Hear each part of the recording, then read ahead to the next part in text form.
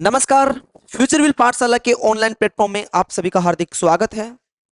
Last class में अपन पढ़ रहे थे एसएससी जीके जीएस पीवाईक्यूज की अपन बात कर रहे थे। एक अपनी मोस्ट इंपोर्टेंट टेस्ट सीरीज ले लो या पीवाईक्यूज की सीरीज ले लो, ठीक है, वो हमारी यहाँ पर रनिंग है और आज हम इसकी बात कर रहे हैं सेट 4। उम्मीद है इससे पहले की 3 सेट जो है वो आपने एंजॉय किया होगा, वो नोट्स आपने साथ साथ लिखे होंगे। ठीक है, आज अपन बात कर रहे होंगे सेट 4 और सेट 4 में क्वेश्चन ध्यान देना। यहां पर एक क्वेश्चन है इंडियन ज्योग्राफी का। कौन सा ग्लेशियर गौरी गंगा नदी का स्रोत है?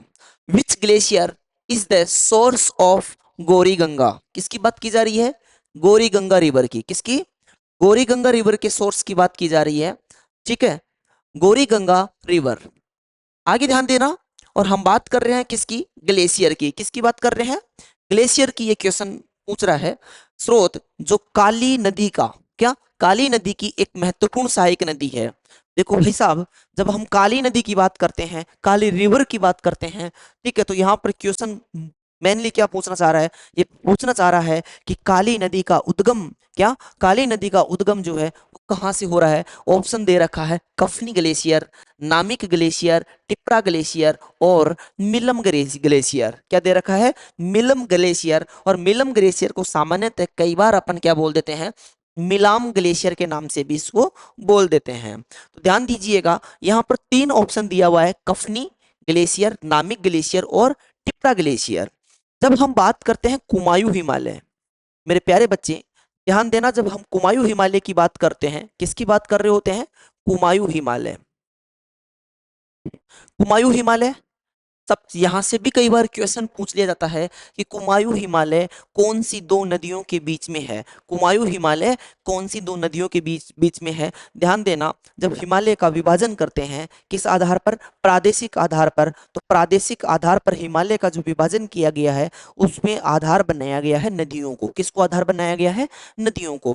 आपने सुन रखा होगा कि जब हम बात करते हैं सिंधु नदी से लेकर सतलुज नदी तक का क्षेत्र, तो ये क्षेत्र जो है किसका पार्ट आता है?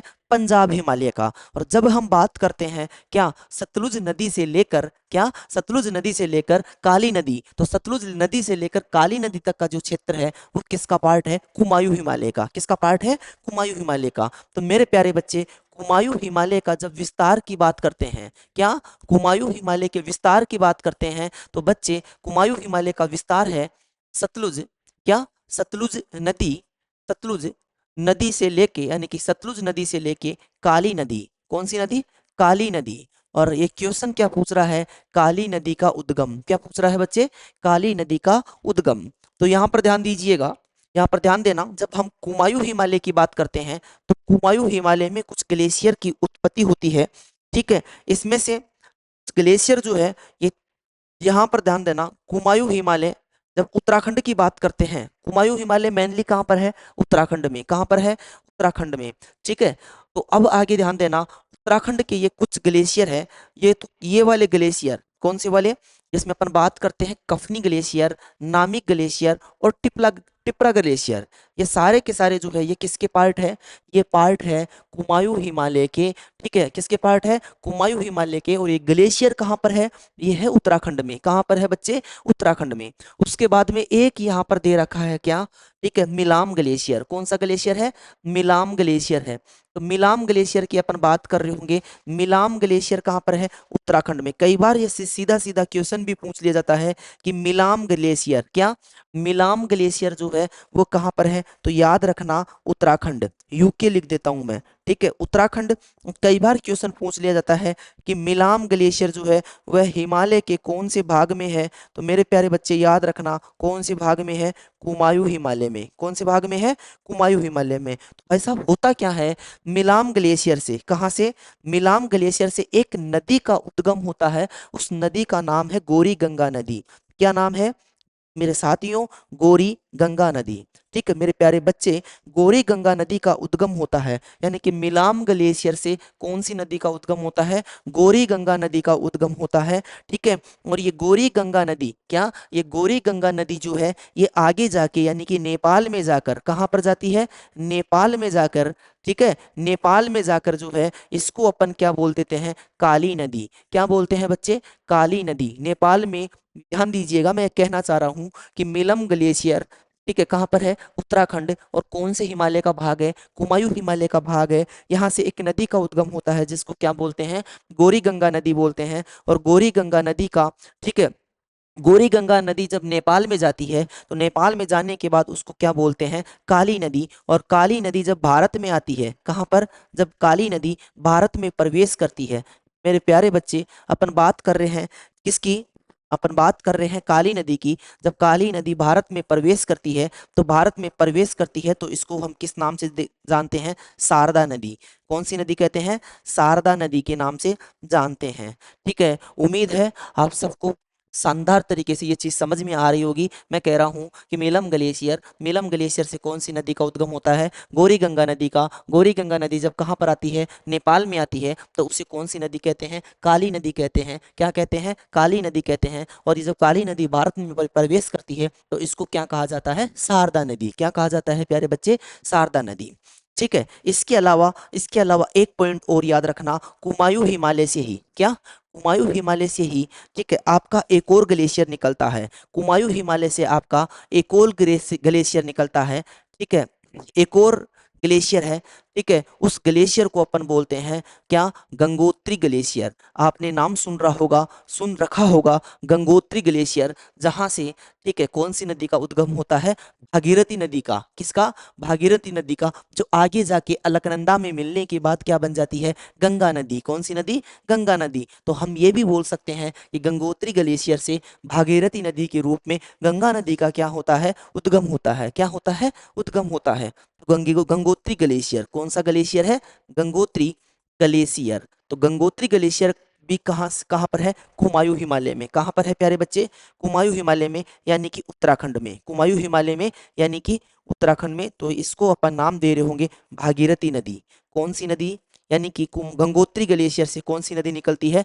भागीरथी नदी। और भागीरथी नदी जब किस में मिल जाती है? अलकनंदा में। किस में मिल जाती है? अलकनंदा नदी में मिल जाती है। किसमें? अलकनंदा में। जब भागीरथी नदी मिलती है, क्या मिलती है, तो जहां पर ये मिलती है उसको अपन क्या कहते हैं? देवप्रयाग। उसको हम क्या कहते हैं?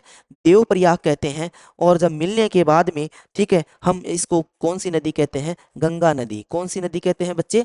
गंगा नदी। इसके अलावा कुमायूं हिमालय में, ठीक है, फोर्थ नंबर का एक ग्लेशियर और है, उसको अपन, ठीक है, उसको बोलते हैं पिंडार ग्लेशियर। कौन सा ग्लेशियर बोलते हैं? पिंडार ग्लेशियर। मेरे प्यारे बच्चे, मैं बहुत ज़्यादा इम्पोर्टेंट और एसएससी एग्जाम्स में पूछे जाने वाले प्रश्नों की बात कर रहा हूँ। ठीक है, पिंडार ग्लेशियर बहुत ज़्यादा इम्पोर्टेंट है, क्योंकि पिंडार ग्लेशियर से एक नदी निकलती है, पिंडार नदी। कौन सी नदी निकलती है? पिंडार नदी। और पिंडार नदी, ठीक है, आगे जाके किसमें मिलती है? अलकनंदा में मिलती है। प्यारे बच्चे, किसमें मिलती है? अलकनंदा में मिलती है। जब पिंडार नदी अलकनंदा में मिलती है तो ये कहाँ पर मिलती है? ये मिलती है कर्णप्रयाग में। कहाँ पर? यानी कि अलकनंदा नदी, कौन सी नदी? अलकनंदा नदी कौन सा प्रयाग बनाती है? ये बनाती है कर्णप्रयाग। कौन सा बनाती है? कर्णप्रयाग। तो मेरे प्यारे बच्चे, उम्मीद है आपको कर्णप्रयाग समझ में आ गया होगा, देवप्रयाग समझ में आ गया होगा। और इसके अलावा मैंने कुमायूं हिमालय के कई ग्लेशियरों की बात की, जिसमें से एक ग्लेशियर कौन सा था? मिलम ग्लेशियर। क्वेश्चन क्या पूछा जा रहा था कि गौरी गंगा नदी का स्रोत आगे जाकर काली नदी है, तो ये कौन सा था? ये है मिलम ग्लेशियर। कौन सा ग्लेशियर है? मिलम ग्लेशियर है। ठीक है, इसका राइट आंसर क्या हो जाता है? मिलम ग्लेशियर। नेक्स्ट क्वेश्चन, आगे बढ़ते हैं अपन। नेक्स्ट क्वेश्चन है, निम्नलिखित में से कौन सी भारत में स्थित मीठे पानी की झील नहीं है? भाई साहब, क्वेश्चन को ध्यान से समझना। क्या बोला जा रहा है? नहीं है। विच ऑफ द फॉलोइंग, ठीक है, not a fresh water lake. हम किसकी बात कर रहे हैं? फ्रेश वाटर लेक की बात कर रहे हैं, न कि ब्रैकिश वाटर लेक यानी कि सॉल्ट वाटर लेक की हम बात नहीं कर रहे हैं। तो यहां पर ध्यान देना, एक लेक यहां पर है नैनीताल। ऑप्शन ए क्या दे रखा है? नैनीताल। ऑप्शन ए क्या है, नैनीताल, बी क्या है, पुलिकट, सी क्या है, भीमताल, और डी क्या है, लोकटक। यहाँ पर आपको दो ऑप्शन दिख रहे होंगे, एक तो नैनीताल झील, एक तो कौन सी झील, नैनीताल झील, और एक कौन सी झील है, ठीक है, एक कौन सी झील है, भीमताल झील। नैनीताल और भीमताल, तो मेरे प्यारे बच्चे इसको याद कैसे रखोगे, नैनीताल जो है क्या, नैनीताल जिला किसकी किससे रखोगे, नैनीताल जिले से रखोगे। तो ये दोनों जो है ये किसकी झील है, ये मीठे पानी की झील है। किसकी झील है बच्चे, ये मीठे पानी, क्या, मीठे पानी की झील है, ठीक है, मीठे पानी यानी कि फ्रेश वाटर लेक है, मीठे पानी की झील, ठीक है। इसके साथ अपन बात कर रहे होंगे लोकटक झील, कौन सी झील, लोकटक झील। भाई साहब, लोकटक झील से कई बार क्वेश्चंस पूछ लिया जाता है सीधा सीधा। ये लोकटक झील बहुत ही ज्यादा इंपॉर्टेंट है, लोकटक झील बहुत ज्यादा इंपॉर्टेंट इसलिए है, ध्यान देना, इसकी अपनी कुछ विशेषताएं हैं। लोकटक झील की जब अपन बात कर रहे होते हैं तो लोकटक झील जो है वो कहाँ पर है, मणिपुर में। मेरे प्यारे बच्चे, कई बार जब सीधा सीधा क्वेश्चन पूछ लिया जाता है, जब लोकटक झील से सीधा सीधा क्वेश्चन आता है तो क्या पूछा जाता है कि लोकटक झील कहाँ पर है, मणिपुर में। कहाँ पर है, मणिपुर में। ध्यान देना, हम मैं बात कर रहा हूँ, मणिपुर में दो पर्वत है, ठीक है, मणिपुर में दो पर्वत है, ठीक है। एक पर्वत का नाम है, यहाँ पर मैं डायग्राम से शो कर देता हूँ, यहाँ पर एक पर्वत है, ठीक है, उस पर्वत को अपन बोलते हैं लेमाटोल पर्वत। कौन सा पर्वत, लेमाटोल। कई बार ये भी क्वेश्चन पूछ लिया जाता है कि लेमाटोल का पर्वत, क्या, लेमाटोल पर्वत जो है वो कहाँ पर है, वो है मणिपुर में। कहाँ पर है, मणिपुर में। इसके अलावा मणिपुर में ही, ठीक है, मणिपुर और म्यांमार की बाउंड्री पर एक पर्वत जो है, एक पर्वत जो है, उस पर्वत का नाम है पूर्वी, क्या, पूर्वी मणिपुर, ठीक है, पूर्वी मणिपुर की पहाड़ियां, ठीक है। यहाँ पर लेमाटोल की पहाड़ियां भी बोल सकते हो, क्या बोल सकते हो, लेमाटोल की पहाड़ियां भी इसको बोल सकते हो। और इन दोनों के बीच में, क्या, इन दोनों के बीच में, किस किस के बीच में, लेमाटोल की पहाड़ियां, लेमाटोल की पहाड़ियां और पूर्वी मणिपुर की पहाड़ियां, क्या, पूर्वी मणिपुर की पहाड़ियां, इन दोनों के बीच में क्या स्थित है, आपकी लोकटक झील स्थित है। क्या स्थित है बच्चे, लोकटक झील। क्या स्थित है बच्चे, लोकटक झील। तो इसको याद रखना भाई, कहाँ पर है लोकटक झील, मणिपुर में। कौन से दो पर्वतों के बीच में है, एक तो लेमाटोल की पहाड़ियां, एक तो लेमाटोल की पहाड़ियां, और एक क्या, मणिपुर की पहाड़ियां। कौन सी मणिपुर, पूर्वी मणिपुर की पहाड़ियां। इन दोनों के बीच में क्या है, इन दोनों के बीच में क्या है, लोकटक झील। क्या है, लोकटक झील। इसके अलावा लोकटक झील के लिए याद रखना, ठीक है, पूर्वी भारत की, क्या, पूर्वी भारत, पूर्वी भारत की सबसे बड़ी, पूर्वी भारत की, पूर्वी भारत की सबसे बड़ी, मेरे प्यारे बच्चे, इंपॉर्टेंट फैक्ट है, पूर्वी भारत की सबसे बड़ी, क्या, सबसे बड़ी फ्रेश वाटर लेक है। कौन सी, फ्रेश वाटर, ठीक है, फ्रेश वाटर लेक यानी कि मीठे पानी की झील, मीठे पानी, फ्रेश वाटर की झील है, ठीक है। कौन से भारत की, पूर्वी भारत की सबसे बड़ी है, ठीक है बच्चे, बहुत इंपॉर्टेंट है, इसको याद रखना। इसके अलावा, इसके अलावा यहाँ पर ध्यान देना, ठीक है, मणिपुर या मणिपुर की लोकटक झील जो है वो क्यों इंपॉर्टेंट है, कई बार यहाँ से बार बार क्वेश्चन पूछ लिया जाता है। वो इसलिए इंपॉर्टेंट है मेरे प्यारे बच्चे कि जब हम इस मणिपुर हम जब इस लोकटक झील की बात करते हैं तो लोकटक झील, क्या, लोकटक झील पर यहाँ पर एक घास पाई जाती है। लोकटक झील पर क्या पाई जाती है, एक घास पाई जाती है, यानी कि एक ग्रास पाई जाती है। और वो ग्रास जो है उसको क्या कहते हैं, फूमदी। उस घास का क्या नाम है, फूमदी। कई बार सीधा सीधा क्वेश्चन पूछ लिया जाता है कि फूमदी घास, क्या, फूमदी घास जो है वो कहाँ है, तो आप क्या बोल रहे होंगे, लोकटक, मणिपुर में, लोकटक झील के आसपास। किसके आसपास है, लोकटक झील में है। इसके अलावा यहाँ पर जो है, इसके अलावा यहाँ पर जो है तैरता हुआ, ठीक है, विश्व का पहला, ठीक है, पहला क्या, विश्व का एकमात्र जो है तैरता हुआ, क्या, तैरता हुआ नेशनल पार्क है। तैरता हुआ क्या है यहाँ पर, नेशनल पार्क है, राष्ट्रीय उद्यान है। तैरता हुआ नेशनल पार्क है, कहाँ पर है, मणिपुर में। कहाँ पर है, मणिपुर में, ठीक है, मणिपुर में, ठीक है। तैरता हुआ नेशनल पार्क है, फ्लोटिंग नेशनल पार्क है। अपन क्या बोल रहे होंगे प्यारे बच्चे, फ्लोटिंग नेशनल पार्क बोल रहे होंगे। और फ्लोटिंग नेशनल पार्क में जो है, क्या, फ्लोटिंग नेशनल पार्क की जब अपन बात कर रहे होते हैं तो फ्लोटिंग नेशनल पार्क में एक है, ठीक है भाई, अपन फ्लोटिंग नेशनल पार्क है। नेशनल पार्क कैसा है?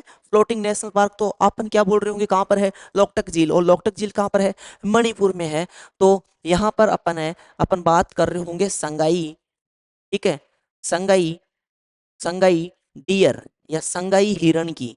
यहाँ पर एक एक पशु पाया जाता है, उसका क्या नाम है? संगाई हिरण। और भाई साहब ये डांस खूब करती है। क्या? ये जो तैरती हुई झील है उसके ऊपर क्या करती है? डांस करती है। तो भाई इसका डांस डांस देख देख के, ठीक है, इसको इसको क्या नाम देते हैं अपन? Dancing dear. क्या बोलते हैं मेरे प्यारे बच्चे? Dancing dear.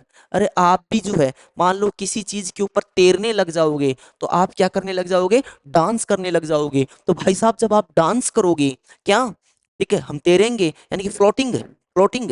ठीक है, अभी आप पानी में नहीं डूब रहे, आप फ्लोटिंग कर रहे हो। ठीक है, जब फ्लोटिंग कर रहे हो तो कहीं ना कहीं हम डांस करने लग जाते हैं। तो इससे याद रखना, डांसिंग डियर, या इसको क्या बोलते हैं? संगाई हिरण। क्या बोलते हैं? संगाई हिरण। और भाई साहब संगाई हिरण मैं आपको क्यों बता रहा हूँ? ये मैं इसलिए बता रहा हूँ, इसलिए इंपॉर्टेंट है कि ये मणिपुर का, कहाँ, क्या बेटा? मणिपुर। ठीक है, मणिपुर का। ठीक है, संगाई हिरण इसलिए इंपॉर्टेंट है, मणिपुर का, ठीक, राज्य पशु। ठीक है, मणिपुर का राज्य पशु। राज्य पशु क्या है? संगाई डियर। क्या है? संगाई डियर है। ठीक है, और वर्तमान समय में ये आईयूसीएन की रेड लिस्ट की यदि बात करें, आईयूसीएन की रेड लिस्ट की बात करें, तो आईयूसीएन में ये क्या है? संकटग्रस्त है। क्या है बच्चे? ये है संकटग्रस्त। नोट्स बना लेना भाई, साथ साथ आपको क्या बनाना होगा? नोट्स बनाना होगा। ठीक है, तो तैरता हुआ नेशनल पार्क कहाँ पर है? लोकटक झील में। कहाँ पर है? लोकटक झील में है। याद हो जाना चाहिए भाई साहब, बिल्कुल याद। और सबसे ज्यादा इंपॉर्टेंट बात क्या है कि ये पूर्वी भारत की सबसे बड़ी जो है फ्रेश वाटर लेक है। सबसे बड़ी क्या है? Fresh water lake. उम्मीद है आपको ये क्लास पसंद आ रही होगी। हमारे चैनल को ज्यादा से ज्यादा लोगों तक शेयर कीजिए ताकि और भी विद्यार्थियों को हित हो सके, उनको भी हम मेरी इस क्लास का फायदा मिल सके। क्योंकि आपको ये हमेशा ये देखने में आया है कि जीके जीएस जो है कहीं ना कहीं रटने वाला पोर्शन है। यदि हम ऐसे कंसेप्ट वाइज बिल्कुल सीक्वेंस से समझते जाए तो ये जीके जीएस जो सब्जेक्ट है वो हमारे लिए क्या हो जाता है? इजी हो जाता है। ठीक है, तो सिंपल सा है, बहुत ज्यादा लोड लेने की जरूरत है। लोकटक झील, क्या, लोकटक झील कहाँ पर है? मणिपुर में। और किन दो पर्वतों के बीच में है? लेमाटोल का पर्वत और लेमाटोल की पहाड़ियां बोल दो या पर्वत बोल दो, लेमाटोल की पहाड़ियां। और कौन सी? पूर्वी मणिपुर की पहाड़ियां। यहाँ पर एक घास पाई जाती है, उस घास का क्या नाम है? फूमती घास है। यहाँ पर एक तैरता हुआ नेशनल अभ्यारण्य यानी कि फ्लोटिंग नेशनल पार्क है। तो फ्लोटिंग नेशनल पार्क है, और फ्लोटिंग नेशनल पार्क में जो है एक पशु है, ठीक है, उसका नाम क्या है? संगाई डियर या डांसिंग डियर। और डांसिंग डियर, संगाई डियर क्या है? ये मणिपुर का राज्य पशु है। मणिपुर का क्या है? राज्य पशु है। और आईयूसीएन की लिस्ट में जो है ये क्या है? संकटग्रस्त है। इसलिए भी जो है कई बार ये करंट में रहता है। तो करंट में रहता है तो इसका मतलब जो है हर एग्जाम के लिए क्या है? इंपॉर्टेंट है। ठीक है, आगे एक लेक और है, हम बात कर रहे होंगे पुलिकट झील की। कौन सी झील की बात कर रहे होंगे हम? पुलिकट झील की बात कर रहे होंगे। प्यारे बच्चे ध्यान देना, जब हम पुलिकट झील की बात कर रहे होंगे तो नेक्स्ट स्लाइड में मैं पुलिकट झील के बारे में कुछ बता देता हूं। तो पुलिकट झील, जब पुलिकट झील की अपन बात कर रहे होते हैं, ठीक है, कौन सी झील? पुलिकट झील। तो ध्यान दीजिए, पुलिकट लेक, पुलिकट झील। ठीक है, तो पुलिकट झील, पहला पॉइंट आपको याद रखना है। ये मैं यहाँ पर भारत का मैप ड्रॉ कर देता हूँ। ये वाला पार्ट किसका है? ये वाला पार्ट है केरल का। किसका है? केरला का है। और केरला के ये वाला जो पार्ट है, ये वाला पार्ट किसका है? ये तमिलनाडु का है। किसका है? तमिलनाडु का। और तमिलनाडु से ऊपर ये वाला पार्ट किसका आ जाता है? आंध्र प्रदेश का। किसका आ जाता है? आंध्र प्रदेश का। तो यहाँ पर एक झील, यहाँ पर कौन सी झील है? पुलिकट। यहाँ पर कौन सी झील है? पुलिकट झील है। ठीक है, तो इसका मतलब फर्स्ट पॉइंट आपको रटना नहीं है भाई। तो फर्स्ट पॉइंट क्या है? तमिलनाडु। क्या है? तमिलनाडु। ठीक है, तमिलनाडु प्लस ये कौन सा है? आंध्र प्रदेश। कौन सा है? आंध्र प्रदेश। ठीक है, पुलिकट झील जो है वो तमिलनाडु प्लस आंध्र प्रदेश की सीमा पर, क्या, तमिलनाडु और आंध्र प्रदेश की सीमा पर स्थित है। याद हो जाएगा बच्चे। ठीक है, ये कौन सी झील है? पुलिकट झील है। ठीक है, अब मैं आपसे क्वेश्चन पूछ रहा हूँ कि यहाँ पर ये तट, इस कोस्ट को अपन क्या बोल रहे होंगे? इस कोस्ट को अपन बोल रहे होंगे, ठीक है, क्या बोल रहे होंगे? कोरोमंडल तट। क्या बोल रहे होंगे? कोरोमंडल तट। तो कई बार क्वेश्चन पूछ लिया जाता है कि पुलिकट झील जो है वो कौन से तट पर है। ये कौन से तट पर है? ये है कोरोमंडल तट पर। कौन से तट पर है? कोरोमंडल तट पर है मेरे प्यारे बच्चे, याद रखना। ठीक है, उसके बाद में आंध्र प्रदेश का ये वाला जो कोस्ट, ये इसको क्या बोलते हैं अपन? इसको बोलते हैं उत्तरी सरकार तट। क्या बोलते हैं? उत्तरी सरकार तट। क्या बोलते हैं? उत्तरी सरकार तट। और ये वाला जो पार्ट आता है केरल वाला, ये वाला पार्ट जो आता है, इसको अपन क्या बोलते हैं? केरल वाले पार्ट को, इसको हम बोलते हैं मालाबार तट। क्या बोलते हैं बेटा? मालाबार तट बोलते हैं। प्यारे बच्चे ध्यान देना, एग्जाम ओरिएंटेड बात बता रहा हूँ, एग्जाम्स में क्वेश्चन पूछते हैं। इसके अलावा मैं यहाँ पर जो है एसएससी के लिए फाउंडेशन क्लासेस चल रही है, तो उसमें बहुत ज़्यादा अच्छे से या बहुत ज़्यादा डिटेल से मैं बता पाऊंगा। ठीक है, अभी हमारा मेन टारगेट जो है वो क्या है? सिर्फ पीवाईक्यूज के सॉल्यूशन करना ही रहता है इस क्लास में। आगे ध्यान दीजिएगा, आगे ध्यान दीजिए। तो तमिलनाडु आंध्र प्रदेश की सीमा पर अब पुलिकट झील, डेट इज, ये इम्पोर्टेंट क्यों है? तो ये इम्पोर्टेंट इसलिए है बच्चे, ध्यान दीजिएगा, ये इम्पोर्टेंट इसलिए है, ठीक है, कि ये कौन सी है? ये लेगून झील है। कौन सी झील है? लेगून झील है। लेगून झील है, और लेगून झील सामान्यतः कौन सी झील होती है? खारे पानी की। कौन सी होती है? खारे पानी की। तो ये इम्पोर्टेंट इसलिए है, खारे पानी की दूसरी सबसे बड़ी झील, दूसरी सबसे बड़ी झील। तो कई बार एग्जाम्स में पूछ लिया जाता है कि निम्नलिखित में से, ठीक है, खारे पानी की, ठीक है, ब्रेकिस वाटर लेक, कौन सी वाटर लेक है? ब्रेकिस वाटर लेक है। ठीक है, दूसरी सबसे बड़ी झील, खारे पानी की दूसरी सबसे बड़ी झील। तो क्वेश्चन ये भी पूछ लिया जाता है कि खारे पानी की पहली सबसे बड़ी, ठीक है, फर्स्ट सबसे बड़ी, ठीक है, पहली सबसे बड़ी झील कौन सी है? पहली सबसे बड़ी झील कौन सी है? ठीक है, तो आपने नाम सुन रखा होगा, चिल्का झील। कौन सी झील? चिल्का झील। और मेरे प्यारे बेटे, चिल्का झील कहाँ पर है? उड़ीसा में। कहाँ पर है? उड़ीसा में है। ठीक है, तो याद रखना भाई, पुलिकट झील कौन सी है? खारे पानी की झील है। ब्रेकिस वाटर लेक है। कौन सी लेक है? ब्रेकिस वाटर लेक है। और ये क्या है? दूसरी सबसे बड़ी झील है, दूसरी सबसे बड़ी झील है। इसके लिए पुलिकट झील को, किसको? पुलिकट झील को जो है रामसर साइट में, किसमें? रामसर साइट में, ठीक है, रामसर साइट में भी आर्द्र भूमि का दर्जा दे रखा है, या रामसर साइट में ये ऐड है। रामसर साइट में इसको क्या कर रखा है? ऐड कर रखा है। ठीक है, उम्मीद है आपको ये क्लास पसंद आ रही होगी। ठीक है, तो एक बार क्लास को जो है लाइक जरूर कर दीजिए। जो फर्स्ट पॉइंट अपन बात कर रहे थे तमिलनाडु आंध्र प्रदेश की सीमा पर, उसके बाद में तट की बात कर रहे थे, तो कौन सा है? कोरोमंडल तट। उसके बाद में अपन बात कर रहे थे क्या, कि ये झील कौन सी है? ये लेगून झील है। ठीक है, दूसरी सबसे बड़ी खारे पानी की झील, और पहली सबसे बड़ी खारे पानी की झील कौन सी है? ठीक है, कौन सी है? चिल्का झील, उड़ीसा की। और ये फोर्थ पॉइंट है जिसमें अपन बात कर रहे थे रामसर साइट। ठीक है, वापिस आते हैं। ठीक है, वापिस आते हैं अपन क्वेश्चन पर। क्वेश्चन क्या पूछ रहा है कि भारत में स्थित मीठे पानी की झील नहीं है। तो अभी के अभी देखो, नैनीताल, पुलिकट, ये तो मीठे पानी की झील है। लोकटक भी जो है क्या है? मीठे पानी की झील है। तो इसका राइट आंसर क्या हो जाता है? राइट आंसर हो जाता है पुलिकट झील। क्योंकि पुलिकट झील जो है वो कौन सी झील है? पुलिकट झील जो है वो कौन सी झील है भाई? पुलिकट झील जो है वो ब्रेकिस वाटर लेक है। कौन सी लेक है? ब्रेकिस वाटर लेक है। आगे ध्यान देना नेक्स्ट क्वेश्चन के लिए, विच, ठीक है, साइंटिस्ट, ठीक है, कन्वेंट और कंसेप्ट, और हम बात कर रहे होंगे किसकी? देखो मेरी बात ध्यान से ना, ठीक है, स्टेशनरी स्टेट की बात कर रहे होंगे, यानी कि ब्रह्मांड की उत्पत्ति की स्थिर अवस्था की संकल्पना। ब्रह्मांड की उत्पत्ति की कौन सी अवस्था? स्थिर अवस्था की बात कर रहे हैं। ठीक है, तो ये विचार कौन से वैज्ञानिक ने दिया था? ठीक है, यहाँ पर क्या बात हो रही है कि ब्रह्मांड की क्या, ब्रह्मांड की उत्पत्ति का एक सिद्धांत है, ध्यान दीजिएगा। ब्रह्मांड की उत्पत्ति की स्थिर अवस्था की संकल्पना का सिद्धांत किसने दिया था? ठीक है, यानी कि स्टेशनरी स्टेट। ठीक है, कौन सा स्टेट? स्टेशनरी स्टेट की जो संकल्पना थी उसका सिद्धांत किसने दिया था? ऑप्शन दे रखा है, Harold Jeffrey, Edwin Hubble, Pierre Simon Laplace. ठीक है मेरे प्यारे बच्चे, लाप्लास, और उसके बाद में अपन बात कर रहे हैं फ्रेड होयल। किसके बारे में?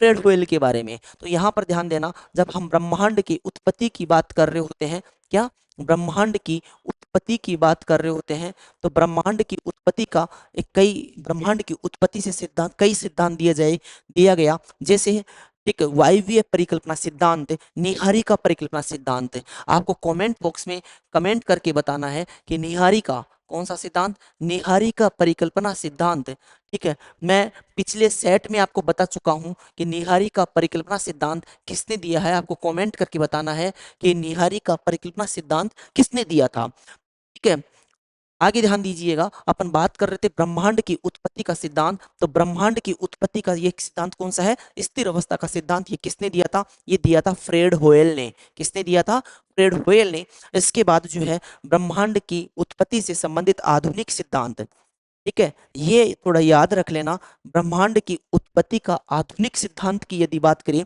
तो आधुनिक सिद्धांत, ब्रह्मांड की उत्पत्ति का आधुनिक सिद्धांत की बात करें तो आधुनिक सिद्धांत जो है वो कौन सा था? विस्तारवादी सिद्धांत। कौन सा सिद्धांत है? ब्रह्मांड की उत्पत्ति का विस्तारवादी या विस्फोटक या विस्फोटक सिद्धांत। ब्रह्मांड की उत्पत्ति का विस्तारवादी विस्तारवादी या विस्फोटक सिद्धांत। ठीक है, ब्रह्मांड की उत्पत्ति का क्या? विस्तारवादी या विस्फोटक सिद्धांत। और ये सिद्धांत जो है ये किसने दिया था? ये दिया था जॉर्ज लेमेंटियर ने। जॉर्ज लेमेंटियर ने। किसने दिया था प्यारे प्यारे बच्चे? जॉर्ज लेमेंटियर ने। ठीक है, याद रखना भाई कि ब्रह्मांड की उत्पत्ति से संबंधित आधुनिक सिद्धांत, कई बार ये क्वेश्चन पुटअप कर लिया जाता है। ठीक है, ब्रह्मांड की उत्पत्ति से संबंधित क्या? ब्रह्मांड से उत्पत्ति से संबंधित आधुनिक सिद्धांत किसने दिया था? तो दिया था ये विस्तारवादी सिद्धांत। का नाम क्या था? विस्तारवादी सिद्धांत या विस्फोटक सिद्धांत। किसने दिया था? जॉर्ज लेमेंटियर ने। ठीक है, इसकी डेट यदि याद हो जाए तो ठीक है, नहीं कोई बहुत ज्यादा इंपॉर्टेंट नहीं है। यहाँ पर मैं लिख देता हूँ 1927 में ये विस्फोटक सिद्धांत दिया गया था।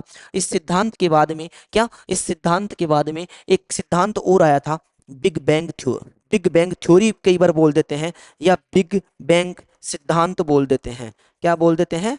बिग बैंग सिद्धांत। और बिग बैंग सिद्धांत जो है ये कब आ रहा है? 1949। कब आ रहा है? 1949। ठीक है, 1949 को आ रहा है। कौन सा सिद्धांत? बिग बैंग सिद्धांत। किसके द्वारा दिया गया था? ठीक है, हब्बल के द्वारा। ठीक है, आगे बढ़ते हैं अपन। नेक्स्ट क्वेश्चन है तो इसका राइट ऑप्शन क्या हो जाता है? फ्राइड। ठीक है, फ्रेड होयल। क्या हो जाता है? फ्रेड होयल। नेक्स्ट क्वेश्चन ध्यान देना। नेक्स्ट क्वेश्चन देखो बोर्ड के ऊपर, पृथ्वी की सतह पर चट्टानों का टूटना क्या कहलाता है? देखो भाई साहब, छटाई हो नहीं सकती, छटाई हो नहीं सकती। ठीक है, घुमावदार, ठीक है, ये अलग ही कंसेप्ट है। स्केटिंग भी नहीं हो सकती। ठीक है, तो यहाँ पर जो है पृथ्वी की सतह पर चट्टानों का टूटना क्या कहलाता है? अपक्षय अपर्दन। देखो लास्ट एक क्लास में यानी कि सेट फर्स्ट में मैंने इसके बारे में बात किया था कि अनाच्छादन, डेनुडेशन। क्या? डेनुडेशन जो होता है उसके अंतर्गत दो प्रक्रिया होती है, एक तो होता है अपक्षय और एक क्या होता है? अपर्दन। ठीक है, अपक्षय और अपर्दन। अपक्षय जो है एक भौतिक और रासायनिक क्रिया है। ठीक है, वो एक ही, मान लो कोई भी चट्टान है, कोई चट्टान एक जगह है और एक जगह होगा तो उसमें भौतिक परिवर्तन भी होंगे और उसमें रासायनिक परिवर्तन भी होंगे। टेम्परेचर का कम होना, टेम्परेचर का ज्यादा होना, तो इसको अपन क्या बोल रहे होंगे? अपक्षय। तो पृथ्वी की सतह पर चट्टानों का टूटना क्या कहलाता है? अपक्षय कहलाता है। नेक्स्ट क्वेश्चन, नेक्स्ट पर्सन के लिए बढ़ते हैं। पृथ्वी एक घंटे में अपने अक्ष पर जो है कितने, ठीक है, कितने डिग्री, क्या कितने डिग्री रोटेट करती है? ठीक है, तो कितने डिग्री रोटेट करती है? 15 डिग्री। कितने डिग्री रोटेट करती है? 15 डिग्री। ठीक है, याद रखना प्यारे बच्चे। ठीक है, कि पृथ्वी एक घंटे में, ठीक है भाई, पृथ्वी अर्थ रोटेट होती है तो वो 1 आवर में जो है क्या, 1 आवर में भाई, 24 आवर में, ध्यान दीजिएगा, 24 आवर में पृथ्वी जो है वो 360 डिग्री, कितने डिग्री, ठीक है, 360 डिग्री, कितने हावर में? 24 आवर में ये 360 डिग्री रोटेट करती है। तभी तो हम कहते हैं कि दिन रात, ठीक है, दिन रात का ये जो है ये कितने 24 आवर में होता है। तो इसका मतलब जो है पृथ्वी रोटेट कर लेती है अपने अक्ष पर कितने डिग्री? 360 डिग्री। ठीक है, तो एक ध्यान देना, यहाँ पर क्या पूछ रहा है? यहाँ पर एक घंटे में, ठीक है, एक घंटे की बात कर रहे हैं तो कितना हो गया? यहाँ पर 15 डिग्री राइट ऑप्शन है। ठीक है, नेक्स्ट क्वेश्चन देखते हैं। निम्नलिखित में से कौन सा तब होता है जब दो टेक्टोनिक प्लेटें अलग अलग गति से एक दूसरे से आगे बढ़ रही होती है? यहाँ पर क्या बोला जा रहा है कि मतलब टेक्टोनिक प्लेट्स की बात की जा रही है। अब सबसे बड़ी बात है मेरे प्यारे, कई बच्चे ये नहीं समझते, ठीक है, कि टेक्टोनिक प्लेट क्या होती है। ठीक है, तो यहाँ पर ध्यान दीजिएगा, टेक्टोनिक प्लेट क्या होती है। ठीक है, आगे ध्यान दो, अलग अलग गति से एक दूसरे से आगे बढ़ रही होती है। ऑप्शन ए है ब्लिजार्ड, दो है सूखा, हरिकेन और भूकंप। और क्या बोला जा रहा है यहाँ पर? भूकंप। तो ध्यान दो भाई साहब, ब्लिजार्ड जो है, क्या ब्लिजार्ड जो है, ठीक है, ब्लिजार्ड ब्लिजार्ड तो जो जो है ये हवाएं हैं, क्या है, हवाएं हैं जो, ठीक है, ब्लिजार्ड क्या है बेटा, हवाएं हैं ब्लिजार्ड, ठीक है, जो 35 किलोमीटर प्रति घंटा की स्पीड से, ठीक है, ब्लिजार्ड क्या है, हवाएं हैं जो 35 किलोमीटर, ठीक है, प्रति हावर की स्पीड से आगे बढ़ती है, कितनी स्पीड से, 35 किलोमीटर प्रति आवर की स्पीड से आगे बढ़ती है। और ये कैसी हवाएं हैं, ये ठंडी हवाएं हैं, कैसी हवाएं हैं, ठंडी हवाएं हैं। और ये ठंडी हवाएं जो है ये कहाँ चलती है, ये उत्तरी अमेरिका, कहाँ पर चलती है, उत्तरी अमेरिका की जब अपन बात कर रहे होते हैं, कनाडा की जब बात कर रहे होते हैं, तो यहाँ पर ठंडी हवाओं को क्या कहा जाता है, ब्लिजार्ड, क्या कहा जाता है, ठीक है, ब्लिजार्ड। उसके बाद में सूखा, सूखा एक अलग कंसेप्ट है, ठीक है, वर्षा की मात्रा का, ठीक है, वह वर्षा की मात्रा का कम होना या पानी का अभाव को सामान्यतः हम किस कंसेप्ट से देख लेते हैं, सूखा से। उसके बाद में यहाँ पर ये बोला जा रहा है क्या, हरिकेन, ठीक है, मेरे प्यारे बच्चे यहाँ पर ध्यान देना। देखो, आपने कई बार नाम सुन रखा होगा ट्रॉपिकल, क्या, ट्रॉपिकल साइक्लोन, ठीक है, ट्रॉपिकल साइक्लोन, ठीक है, ट्रॉपिकल साइक्लोन की जब अपन बात करते हैं तो ट्रॉपिकल साइक्लोन, ठीक है, ट्रॉपिकल साइक्लोन हिंदी में अपन इसको बोलते हैं उष्ण कटिबंधीय, क्या, उष्ण कटिबंधीय, उष्ण कटिबंधीय चक्रवात, उष्ण कटिबंधीय चक्रवात। और उष्ण कटिबंधीय चक्रवात जो है ये कहाँ पर आता है, ये सामान्यतः कर्क रेखा और मकर रेखा के बीच के जो क्षेत्र है, ठीक है, वहां पर उष्ण कटिबंधीय चक्रवात आता है। और जब जो है तापमान ज्यादा हो जाता है, क्या, जब तापमान क्या हो जाता है, ज्यादा हो जाता है, ठीक है, तो लो प्रेशर क्रिएट हो जाता है। और लो प्रेशर जब क्रिएट हो जाता है तो हाई प्रेशर से, यानी कि उच्च वायुदाब से निम्न वायुदाब की ओर चलने वाली हवाएं जब बहुत तेज गति से चलती है, तेज गति का मतलब है लगभग लगभग 120 किलोमीटर प्रति आवर की स्पीड से, तो इसको अपन क्या बोलते हैं, उष्ण कटिबंधीय चक्रवात। तो उष्ण कटिबंधीय चक्रवात के जो है कुछ नाम है, यानी कि इसके अन्य नाम है, ठीक है, जो अन्य नाम जो है वो अलग अलग जगहों के हिसाब से, जैसे जो है एक नाम है विली विली, कई बार जो है यहाँ से क्वेश्चन पूछा जाता है कि उस विली विली जो है उष्ण कटिबंधीय चक्रवात यानी कि ट्रॉपिकल साइक्लोन को विली विली कहाँ पर कहा जाता है, तो विली विली कहाँ पर कहा जाता है, ऑस्ट्रेलिया, कहाँ पर कहा जाता है बेटा, ऑस्ट्रेलिया।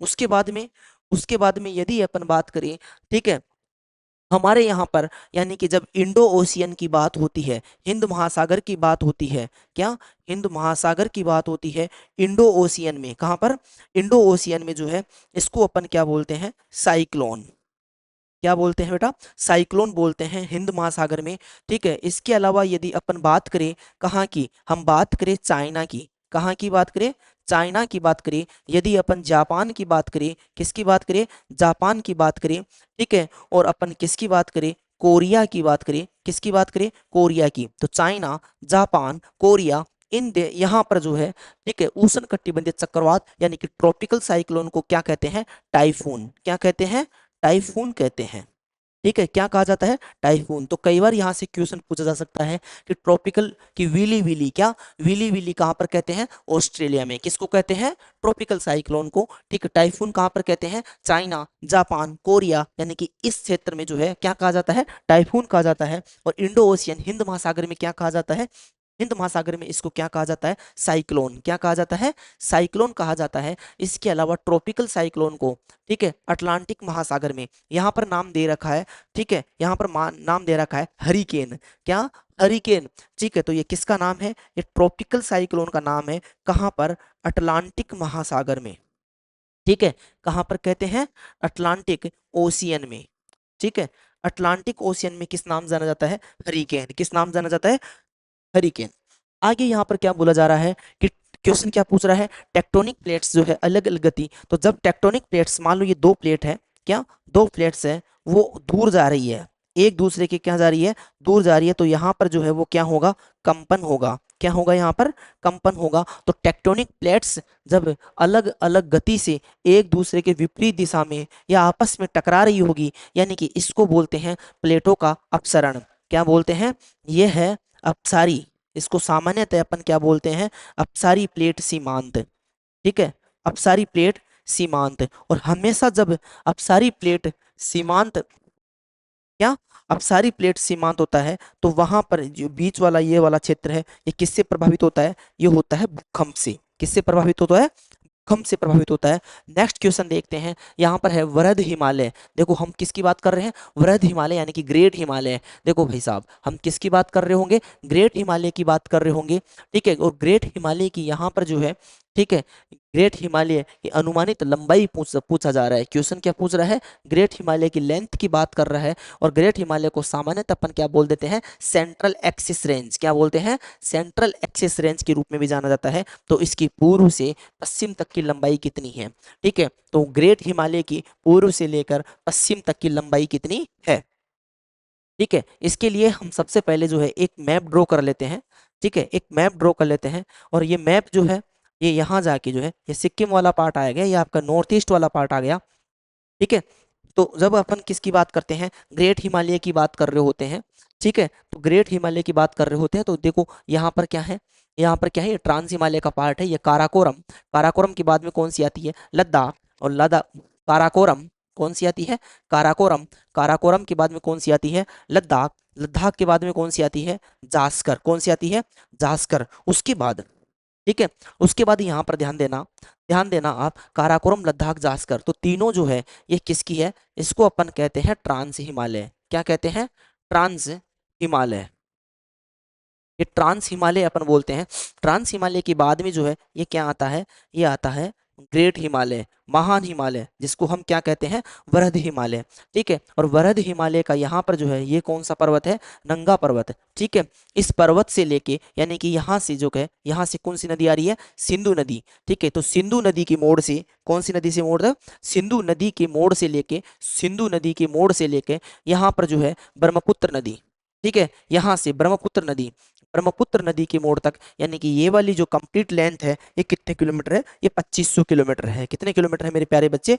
2500 किलोमीटर। तो राइट ऑप्शन क्या हो जाएगा? बी। यानी कि ग्रेट हिमालय की ये लेंथ जो है, कहाँ से? सिंधु नदी के मोड़ से लेके कहाँ तक? ब्रह्मपुत्र नदी के मोड़ तक। ये कितनी है? 2500 किलोमीटर। नेक्स्ट क्वेश्चन देखते हैं, आगे बढ़ते हैं अपन। नेक्स्ट क्वेश्चन है, निम्नलिखित में से किसने सबसे पहले यह तर्क दिया कि उच्च घाटे की स्थिति, ध्यान देना भाई साहब, बहुत इंपॉर्टेंट है, इकोनॉमिक्स के एक लेवल के क्वेश्चन पूछे जा रहे हैं लगातार। यहाँ पर बोला जा रहा है कि उच्च घाटे की स्थिति में लोग अधिक बचत करते हैं।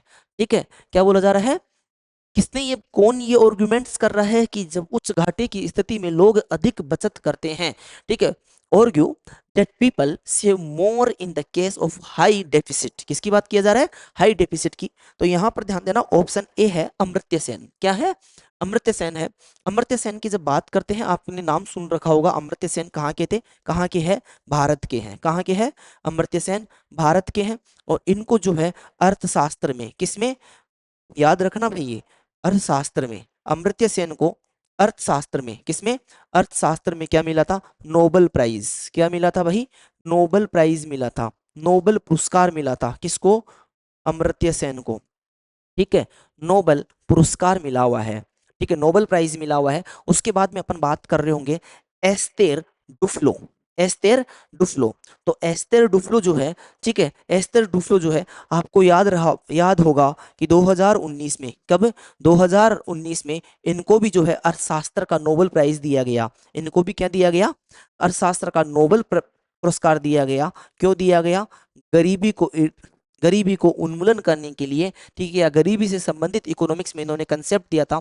उसके बाद में यहाँ पर एक एक ऑप्शन दिया गया है, डेविड रिकार्डो। तो मेरे प्यारे बच्चे ध्यान देना, डेविड रिकार्डो, ये स्टेटमेंट जो है, उच्च घाटे की स्थिति में लोग जो है अधिक बचत करते हैं, ये किसने दिया था? डेविड रिकार्डो ने। और एडम स्मिथ, भाई साहब, यदि आप इकोनॉमिक्स पढ़ रहे हो, क्या इकोनॉमिक्स पढ़ रहे हो और एडम स्मिथ को, किसको? एडम स्मिथ को नहीं जानते, ठीक है, तो भैया एक बार वापस से आपको क्या करना पड़ेगा? इकोनॉमिक्स उठाना पड़ेगा। क्यों? क्योंकि ये क्या है? आधुनिक अर्थशास्त्र के जनक है। एडम स्मिथ को अपन क्या बोलते हैं? आधुनिक, क्या? आधुनिक अर्थशास्त्र। ठीक है, आधुनिक अर्थशास्त्र के जनक, आधुनिक अर्थशास्त्र के जनक। ठीक है, और इनकी एक बहुत फेमस बुक है। ठीक है, एडम स्मिथ की बहुत फेमस बुक है। ठीक है, वेल्थ ऑफ नेशन। क्या है? The the wealth the wealth of nation. इसकी इनकी बुक का नाम जरूर याद रखना। किनकी बुक है? The wealth of nation. किनकी बुक है? एडम स्मिथ की। किसकी बुक है बेटा? एडम स्मिथ की बुक है। और ये इनको क्या बोलते हैं? आधुनिक अर्थशास्त्र के जनक। तो ये यहाँ पर थोड़ा जो है ये इंपॉर्टेंट हो जाता है कि आधुनिक अर्थशास्त्र के जनक किनको माना जाता है? किनको माना जाता है? ठीक है किनको माना जाता है? एडम स्मिथ को। और इनकी बुक का क्या नाम है? The wealth of nation. और एडम स्मिथ के लिए एक पॉइंट और याद रख लेना कि ये फ्री मार्केट, क्या? ये फ्री मार्केट का हमेशा इसका पक्षधर है। किसका पक्षधर है? फ्री मार्केट की बात करते हैं, यानी कि कैपिटलिज्म, पूंजीवाद का समर्थन करते हैं। तो यहाँ पर जो है उच्च घाटे की स्थिति में लोग अधिक बचत करते हैं। ये स्टेटमेंट किसका है? डेविड रिकार्डो को। किसका है? डेविड रिकार्डो का ये स्टेटमेंट है। नेक्स्ट क्वेश्चन ध्यान देना। राष्ट्रीय उत्पाद की बात करते हैं अपन। किसकी बात करते हैं? कर रहे हैं राष्ट्र। यहाँ पर देखो, यहाँ पर क्वेश्चन है व्हाट इज द नेट, क्या? नेट एनएनपी, ठीक है, net national production, net national production, ठीक है, डज इट हैपन, है ना? यहाँ पर पूछा जा रहा है कि शुद्ध राष्ट्रीय उत्पाद क्या होता है? शुद्ध राष्ट्रीय उत्पाद क्या होता है? ठीक है, तो ध्यान दीजिएगा। ऑप्शन ए है शुद्ध राष्ट्रीय उत्पाद। क्या? शुद्ध राष्ट्रीय उत्पाद जो है वह सकल राष्ट्रीय उत्पाद के बराबर होता है। बिल्कुल भी नहीं भाई, सकल राष्ट्रीय उत्पाद के बराबर कभी, ठीक है, सकल राष्ट्रीय उत्पाद के बराबर कभी नहीं हो सकता, कभी नहीं हो सकता। तो ये ऑप्शन ए खत्म हो जाता है। उसके बाद में ध्यान देना, सकल राष्ट्रीय उत्पाद और विदेशियों, क्या?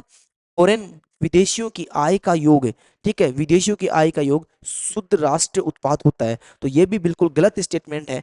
नेक्स्ट है सकल राष्ट्रीय उत्पाद और मूल्यह्रास का गुणनफल। बिल्कुल भी नहीं भाई साहब, गुणनफल तो पॉसिबल ही नहीं है। गुणनफल, आगे ध्यान देना, इसका मतलब राइट आंसर क्या होगा? Option D. क्या बोला जा रहा है कि सकल राष्ट्रीय उत्पाद और, ठीक है, मूल्यह्रास। यहां पर ये इंपॉर्टेंट है भैया, देखो, यानी कि अपन क्या कर रहे होंगे? ठीक है, अपन क्या कर रहे होंगे? अपन बात कर रहे होंगे सकल राष्ट्रीय उत्पाद, ग्रोस नेशनल प्रोडक्शन, ठीक है, जीएनपी। किसकी बात कर रहे होंगे? जीएनपी। जीएनपी में जब क्या निकाल देंगे अपन? मूल्यह्रास निकाल देंगे। ठीक है, क्या कर देंगे? मूल्यह्रास कर देंगे। तो क्या कर देंगे अपन? मूल्यह्रास कर देंगे।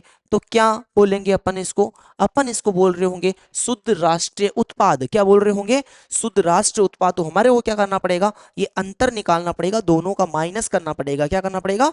दोनों का माइनस करना पड़ेगा। जी हाँ, राइट ऑप्शन क्या होगा? डी। राइट ऑप्शन क्या होगा प्यारे बच्चे? डी ऑप्शन होगा। नेक्स्ट क्वेश्चन क्या है? 2001 की जनगणना के अनुसार भारत में कृषि श्रमिकों, क्या? भारत में कृषि श्रमिकों का प्रतिशत कितना है? तो भाई साहब यहाँ पर ऑप्शन दिया जा रहा है 55.6%, 54.6%, ठीक है, 44.6%, 64%। यहाँ पर राइट ऑप्शन जो होगा वो क्या होगा? 54%। ठीक है, कितना होगा? 54.6%। और भाई साहब जीडीपी में यदि बात करें, क्या? यदि जीडीपी में कृषि का योगदान की बात करें तो जीडीपी में कृषि का योगदान जो है वो सिर्फ कितना परसेंट है? 15%। कितना परसेंट है? 15% है। जबकि मैक्सिमम, हिंदुस्तान की मैक्सिमम कार्यबल जो है वो किस में कार्यरत है? वो है कृषि में। किस में कार्यरत है? कृषि में। और जब जीडीपी में सिर्फ कितना योगदान है? 15%। सिर्फ कितना योगदान है? 15% योगदान है। ठीक है, आगे बढ़ते हैं नेक्स्ट क्वेश्चंस के लिए। नेक्स्ट क्वेश्चन है सेल। किसकी बात कर रहे हैं? सेल। सहायक कंपनी की पहचान कीजिए जो कहां पर स्थित है? कोलकाता आसनसोल रेलवे मार्ग पर। यहां पर बोला जा रहा है कि वो कौन सी कंपनी है जो सेल की सहायक कंपनी है। सेल की कौन सी कंपनी है? सहायक कंपनी है। तो ये जो है ऑप्शन क्या दे रखा है यहाँ पर? आयरन, ठीक है, Indian iron and steel company. तो इसको, किसकी बात की जा रही है? इसको, ठीक है, तो ये कहां पर है? ये बर्नपुर में है। कहां पर है ये? बर्नपुर। और बर्नपुर कहां पर है? पश्चिमी बंगाल में। कहां पर है? पश्चिम बंगाल में। बर्नपुर कहां पर है? पश्चिम बंगाल में है। ठीक है, और यहाँ पर जो है कौन सी नदी, ठीक है, इसको जो है, क्या, इसको जो है ये कौन सी नदी पर है? कौन सी नदी पर है ये? ठीक है, दामोदर नदी के पास में। किसके पास में है? दामोदर नदी। उसके बाद में देखो Tata iron and steel company, ठीक है, इसको हो गया। उसके बाद में अपन टिस्को, ठीक है, Tata iron and steel company की यदि बात करते हैं अपन, तो Tata iron and steel company जो है ये कहां पर है? ये जमशेदपुर में है। कहाँ पर है मेरे प्यारे बच्चे? जमशेदपुर। ठीक है, जमशेद क्या, जमशेदपुर में। और जमशेदपुर कहाँ है? जमशेदपुर है झारखंड में। कहाँ पर है? झारखंड में है। जमशेदपुर कहाँ पर है? झारखंड में है। ठीक है, तो इसका मतलब याद रखना, Tata iron and steel company TISCO जो है वो कहाँ पर है? झारखंड में है। कहाँ पर है? झारखंड में है। ठीक है, आगे ध्यान देना। इसके अलावा झारखंड, और ये जो है कौन सी? ESL। ठीक है, ESL स्टील लिमिटेड कंपनी जो है ये कहाँ पर है? बोकारो में। कहाँ पर है प्यारे बच्चे? बोकारो में है। तो कई बार जो है डायरेक्ट क्वेश्चन पूछ लिया जाता है। और बोकारो जो है वो भी कहाँ पर है? झारखंड में। कहाँ पर है? झारखंड में। तो याद रखना, जब अपन बात कर रहे होंगे Indian iron and steel company इसको, ठीक है, तो यहाँ पर कोलकाता, भाई मैं क्या बोल रहा हूँ कि इसको जो है वो कहाँ पर है? कोलकाता में। इसको कहाँ पर है? कोलकाता में है। सॉरी, इसको कहाँ पर है? वेस्ट बंगाल में है। कहाँ पर है? वेस्ट बंगाल में। इसका सीधा सीधा मतलब क्या निकलता है कि इसको कंपनी जो है वो कौन से रेलवे मार्ग पर स्थित है? ये है कोलकाता आसनसोल रेलवे मार्ग पर। तो राइट ऑप्शन क्या हो जाता है? ए। इसको क्या हो जाता है? इसको। ठीक है, नेक्स्ट क्वेश्चन देखते हैं। नेक्स्ट क्वेश्चन है जीडीपी। क्या? GDP deflector. क्या? जीडीपी के डिफ्लेक्टर से क्वेश्चन पूछा जा रहा है। जीडीपी डिफ्लेक्टर से क्वेश्चन पूछा जा रहा है। यहाँ पर उसका फॉर्मूला दिया जा रहा है क्या? कि सांकेतिक जीडीपी इनटू वास्तविक जीडीपी। रॉन्ग। सांकेतिक जीडीपी इनटू कभी नहीं होता। ये क्या? इनटू कभी नहीं होता। ये हमेशा क्या किया जाता है? भाग दिया जाता है, भागफल होता है। नेक्स्ट ऑप्शन है सांकेतिक जीडीपी, या यहाँ पर देखो बहुत ज्यादा इंपॉर्टेंट है ये सिंबल। ठीक है, वास्तविक जीडीपी। तो ऑप्शन क्या सही हो जाता है? ठीक है, बी। क्या हो जाता है? B into 100। आगे ध्यान देना, सी सांकेतिक जीडीपी, यहाँ पर प्लस है, यहाँ पर क्या है? प्लस है, और यहाँ पर क्या है? माइनस है। तो सी भी गलत हो जाता है और ऑप्शन नंबर डी भी गलत हो जाता है। ध्यान देना, जब जब हम जीडीपी डिफ्लेक्टर की बात करते हैं, जीडीपी डिफ्लेक्टर की बात करते हैं, तो जीडीपी डिफ्लेक्टर में अपन सांकेतिक जीडीपी को भाग देते हैं किससे? वास्तविक जीडीपी से। किससे देते हैं? वास्तविक जीडीपी से क्या करते हैं? उसको भाग देते हैं। आगे ध्यान देना, नेक्स्ट क्वेश्चन देखना। 2015 में भारत सरकार द्वारा शुरू किए गए अमृत, क्या? अमृत, और इसकी फुल फॉर्म क्या है? अटल नवीनीकरण, इनोवेशन और शहरी परिवर्तन। ठीक है, ये योजना बहुत ज्यादा इंपॉर्टेंट है। ये कब शुरू की गई? वर्ष 2015 में। वर्ष 2015 में। तो एक बात बताइए, जब हम शहरों के लिए कोई स्कीम लेके आ रहे हैं तो इसमें शिक्षा का तो कोई मतलब ही नहीं निकलता। शिक्षा का तो कोई, तो यहाँ पर प्राथमिक शिक्षा की तो बात ही नहीं हो सकती। तो ये गलत हो गया। सीवरेज के बाद जलापूर्ति, हाँ ये शहरों की एक समस्या हो सकती है। ठीक है, शहरी निवासियों के लिए स्वास्थ्य, अरे भाई अटल ये शहरों के नवीनीकरण की बात कर रही है योजना। शहरों के किसकी बात कर रही है? नवीनीकरण की बात कर रही है। तो स्वास्थ्य की तो वैसे बात नहीं होगी। यानी कि मैं कुल मिलाकर ये बता रहा हूँ, इसका, इस योजना का संबंध जो है वो शहरों की किससे है? इंफ्रास्ट्रक्चर से है। तो यहाँ पर तो बिजली की बात हो रही, बिजली उत्पादन की बात थोड़ी होगी। तो राइट ऑप्शन क्या होगा? इसका राइट ऑप्शन होगा बी। बी होगा सीवरेज के बाद जलापूर्ति। सीवरेज के बाद जलापूर्ति। आगे ध्यान देना, नेक्स्ट क्वेश्चन भाई साहब, नेक्स्ट क्वेश्चन जो है ये क्या है? निम्नलिखित में से किस संस्था को, क्या किस संस्था को भारत में संयुक्त राष्ट्र जलवायु परिवर्तन फ्रेमवर्क सम्मेलन यानी कि UNFCC, UNFCCC के तहत अनुकूलन निधि, अनुकूलन निधि यानी कि उसके फंड के लिए, ठीक है, किसके लिए? फंड के लिए राष्ट्रीय कार्यान्वयन इकाई के रूप में, यानी कि ठीक है जो निधि आती है UNFCCC के अंडर में, ठीक है, तो उसका जो है उसका कार्यान्वयन कौन करेगा? उसका कार्यान्वयन कर रहा होगा नाबार्ड। कौन कर रहा होगा? नाबार्ड। ठीक है, अब यहाँ पर अपन एक चीज देख लेते हैं। क्या? नाबार्ड की जब अपन बात कर रहे होंगे, ठीक है, किसकी बात कर रहे होंगे? नाबार्ड की अपन जब बात कर रहे होंगे तो नाबार्ड का मुख्यालय जरूर याद रखना। नाबार्ड का हेडक्वार्टर जो है, क्या? नाबार्ड का हेडक्वार्टर जो है वो कहाँ पर है? वो है मुंबई में। कहाँ पर है भाई? मुंबई में है। जरूर याद रखना, दिमाग में छप जाना चाहिए। नाबार्ड का, किसका? नाबार्ड जो है उसका मुख्यालय कहाँ पर है? उसका मुख्यालय है कहाँ पर? मुंबई में है। उसके बाद बात कर रहे होंगे भारतीय कृषि अनुसंधान परिषद, भारतीय कृषि, इंडियन एग्रीकल्चर, ठीक है, रिसर्च काउंसिल की बात कर रहे होंगे। ठीक है, किसकी बात कर रहे होंगे? इंडियन एग्रीकल्चर, ठीक है, IA। उसके बाद में अनुसंधान का क्या कर रहे होंगे? रिसर्च की बात कर रहे होंगे। उसके बाद में अपन किसकी बात कर रहे होंगे? इसकी परिषद, काउंसिल की बात कर रहे होंगे। तो ये संस्था जो है, ठीक है, ये संस्था जो है कहाँ पर है इसका, इसका हेडक्वार्टर जो है वो कहाँ पर है, दिल्ली में।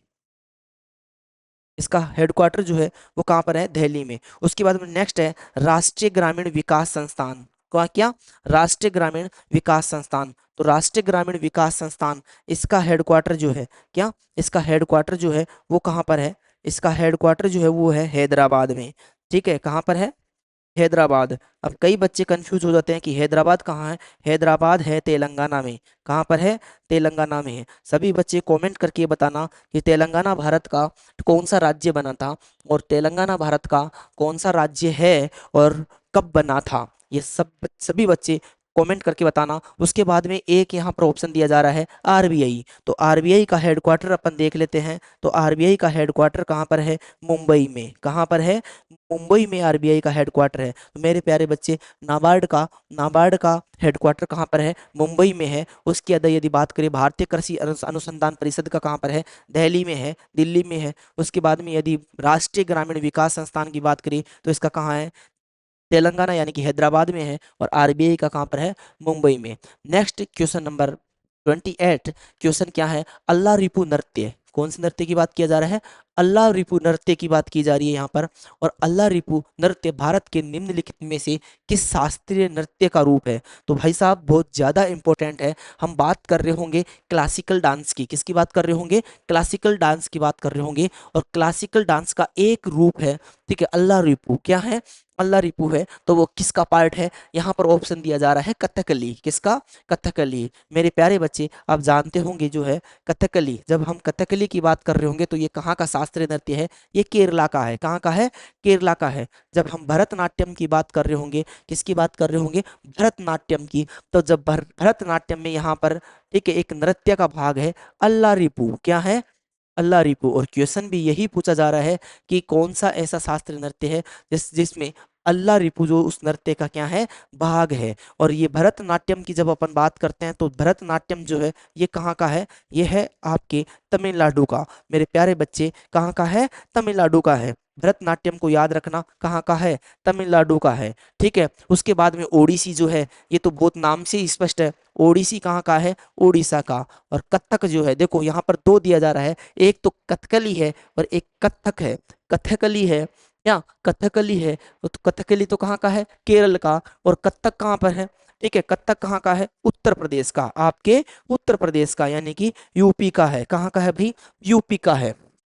ठीक है, अब आपको एक बताना है मोहिनी अट्टम। ठीक है, कमेंट करके कमेंट बॉक्स में बताना है कि मोहिनी अट्टम जो शास्त्रीय नृत्य है, क्या, मोहिनी अट्टम जो शास्त्रीय नृत्य है वो कहाँ का है। इसके अलावा आप एक एक शास्त्रीय नृत्य और यहाँ पर, ठीक है, एक शास्त्रीय नृत्य अपन एक और देख रहे होंगे, कुचिपुड़ी। क्या, कुचिपुड़ी। तो कुचिपुड़ी शास्त्रीय नृत्य है, क्या, कुचिपुड़ी। ठीक है, कुचिपुड़ी क्लासिकल डांस, ये कहाँ का है, ये है आंध्र प्रदेश का। कहाँ का है, आंध्र प्रदेश। ठीक है मेरे प्यारे बच्चे, कहाँ का है, आंध्र प्रदेश का है कुचिपुड़ी। ठीक है, आपको क्या बताना है, आपको ये बताना है कमेंट करके कि मोहिनी अट्टम, क्या, मोहिनी अट्टम, ठीक है, मोहिनी अट्टम शास्त्रीय नृत्य कौन से स्टेट का है। ठीक है, कौन से स्टेट का है, ये आपको जो है कमेंट करके बताना है कौन से स्टेट का है। आगे ध्यान देना। तो इसका राइट आंसर क्या हो जाएगा, भरतनाट्यम। राइट आंसर क्या हो जाएगा, भरतनाट्यम। भरतनाट्यम कहाँ का है, तमिलनाडु का। नेक्स्ट क्वेश्चन यहाँ पर ध्यान देना, हेमिस महोत्सव। क्या, हेमिस महोत्सव पर किस धर्म का प्रभाव है। ठीक है, आगे ध्यान देना, विच religion influence the Hemis festival की बात की जा रही है। तो देखो इस्लाम का हो नहीं सकता, ठीक है, तो आपको हिंदू धर्म का हो नहीं सकता। ठीक है, क्योंकि हिंदू धर्म और इस्लाम का यदि होता तो हम कहीं ना कहीं इसको बहुत ज्यादा सुन लिए होते। ठीक है, और हमारे दिमाग में वैसे ही चप जाया था। इसका मतलब यहाँ पर दो ऑप्शन है, या तो जैन धर्म का हो सकता है, या कहाँ का हो सकता है, बौद्ध धर्म का हो सकता है। तो मैं आपको लोकेशन बता रहा हूँ, मैं आपको क्या बता रहा हूँ, लोकेशन बता रहा हूँ। आप अनुमान खुद ब खुद लगा सकते हो। मैं बोल रहा हूँ कि हेमिस महोत्सव, क्या, हेमिस महोत्सव जो है वो कहाँ पर मनाया जाता है, लद्दाख में मनाया जाता है। कहाँ पर मनाया जाता है, लद्दाख में मनाया जाता है। और अब आपको पता है लद्दाख या चाइना या तिब्बत की बात करते हो, चाहे म्यांमार की बात करते हैं, तो ये पूरा एरिया जो है वो कौन से धर्म के प्रभाव में है, बौद्ध धर्म के प्रभाव में है, न कि जैन धर्म के प्रभाव में। तो मान लो यदि कोई उत्सव क्या यदि कोई फेस्टिवल जो है वो लद्दाख में मनाया जा रहा है, इसका सीधा सीधा मतलब ये निकलता है कि इस, ठीक है, इस फेस्टिवल पर किसका प्रभाव है? बौद्ध धर्म का। किसका प्रभाव है? बौद्ध धर्म का प्रभाव है। ये लद्दाख में जो है 2 दिवसीय है। क्या? 2 दिवसीय है, ठीक है, 2 दिवसीय महोत्सव के रूप में मनाया जाता है। और यहाँ पर जो मठ होते हैं, ठीक है, जब मठ की बात करते हैं तो मठ का संबंध ही किससे है? बौद्ध धर्म से। मेरे प्यारे बच्चे, किससे है? बौद्ध धर्म से। राइट आंसर क्या हो जाएगा कि हेमिस महोत्सव का संबंध किससे है? बौद्ध धर्म से। नेक्स्ट क्वेश्चन देखो, उस्ताद हस्सू खान। वाह वाह भाई, जब हम उस्ताद हस्सू खान, ठीक है, किसकी बात कर रहे हैं? उस्ताद हस्सू खान संगीत के निम्नलिखित में से किस घराने के संस्थापकों में से हैं? जब जब कई बार जो है नृत्य के क्षेत्र में अपन बात करते हैं तो यहाँ पर एक शब्द आता है घराना। क्या शब्द आता है? घराना। ठीक है, तो घराने से आप क्या समझ रहे होंगे? आपको समझना होगा स्कूल। क्या समझना होगा? स्कूल। इसका मतलब है यहाँ पर कहीं ना कहीं संगीत से संबंधित गतिविधियां होती है, संगीत सिखाया जाता है, संगीत सिखाया जाता है। तो यहाँ पर क्वेश्चन क्या है? क्वेश्चन ये पूछा जा रहा है, हस्सू खान का संबंध कौन से घराना से था और उस घराने की स्थापना किया था किसने? हस्सू खान ने। तो कौन सा घराना? आगरा घराना, पटियाला घराना, नेक्स्ट है ग्वालियर, और नेक्स्ट है कौन सा? रामपुर। तो राइट ऑप्शन क्या हो जाता है इसका? ग्वालियर। कौन सा हो जाता है? ग्वालियर। ठीक है, और ग्वालियर घराना कहाँ पर है? ग्वालियर कहाँ पर है? मध्य प्रदेश में। कहाँ पर है? मध्य प्रदेश में। इसके अलावा आप एक और याद रख सकते हो, नत्थू। क्या? उस्ताद नत्थू। ठीक है, उस्ताद नत्थू, उस्ताद नत्थू, उस्ताद नत्थू और उस्ताद हत्तू। यहाँ पर क्या है? हस्सू। ठीक है, उस्ताद हस्सू, इन दोनों का संबंध जो है वो कौन से घराने से है? ग्वालियर घराने से। ठीक है, ग्वालियर घराने से। उम्मीद है आपको ये क्लास बहुत बेहतरीन समझ में आई होगी। क्लास आपको कैसी लगी कमेंट बॉक्स में कमेंट करके जरूर बता दीजिएगा, और इस चैनल को ज्यादा से ज्यादा लोगों तक शेयर करो, सब्सक्राइब करो, और इस वीडियो को लाइक करना मत भूलना। ठीक है, मिलते हैं एक और बेहतरीन क्लास के साथ। सेट 5 के साथ मिलते हैं। आपको सेट 4 बहुत ज्यादा पसंद आया होगा। ठीक है, थैंक यू सो मच।